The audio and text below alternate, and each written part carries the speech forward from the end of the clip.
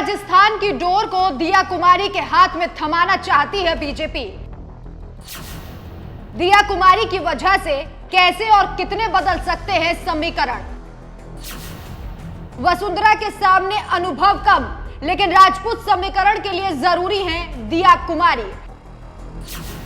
ये राजनीतिक खूबियां दिया को बना रही हैं सबसे बेहतर।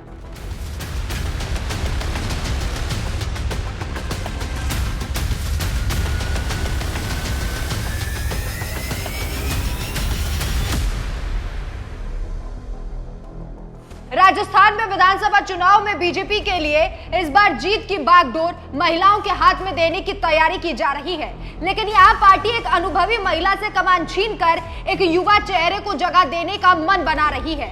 सभी के मन में यह सवाल भी है कि आखिर राजस्थान के सियासी गलियारों में दिया कुमारी के नाम की चर्चा क्यों हो रही है। इस फैसले के पीछे राजस्थान में कई राजनीतिक घटनाक्रम भी देखे जा रहे हैं। आज की रिपोर्ट में हम आपको बताएंगे कि क्यों दिया कुमारी को एक बेहतर विकल्प के तौर पर देखा जा रहा है और धरातल पर दिया कुमारी की राजस्थान में कितनी राजनीतिक ताकत है। साल 2018 में बीजेपी में शामिल हुई दिया कुमारी हमेशा राजनीतिक मुद्दों को लेकर एक्टिव रही। तभी से अटकलें लगाई जाने लगी थी महारानी का भविष्य इस पार्टी में उज्जवल रहेगा। इन अटकलों को तब हवा लगी जब मोदी के राजस्थान दौरे के वक्त दिया कुमारी ने मंच से संचालन किया, तो सवाल उठने लगे कि क्या वो एक बेहतर विकल्प बीजेपी के लिए बन सकती हैं। किसी भी चुनाव को जीतने के लिए कोर वोटर को जीतना जरूरी है, खासकर जो सरकार से नाराज हो।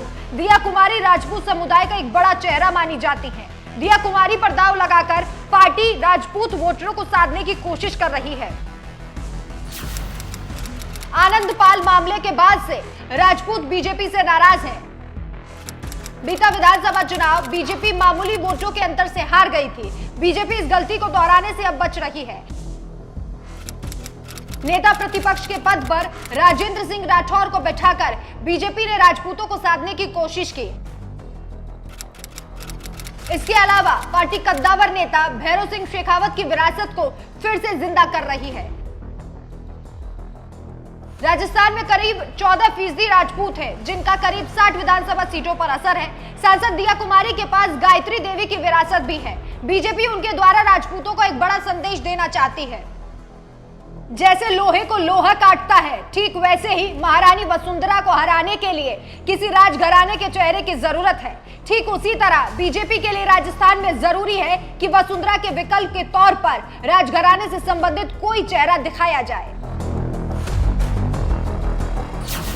महारानी वर्सेस महारानी। दिया कुमारी को चुनने के बाद ज्यादा फर्क नहीं आएगा। बीजेपी का मानना है कि पार्टी एक महारानी की जगह दूसरी महारानी को जगह देगी। राजे और दिया कुमारी दोनों ही राजपूत समुदाय का चेहरा है, जिसके चलते बीजेपी का वोट बैंक शिफ्ट नहीं होगा।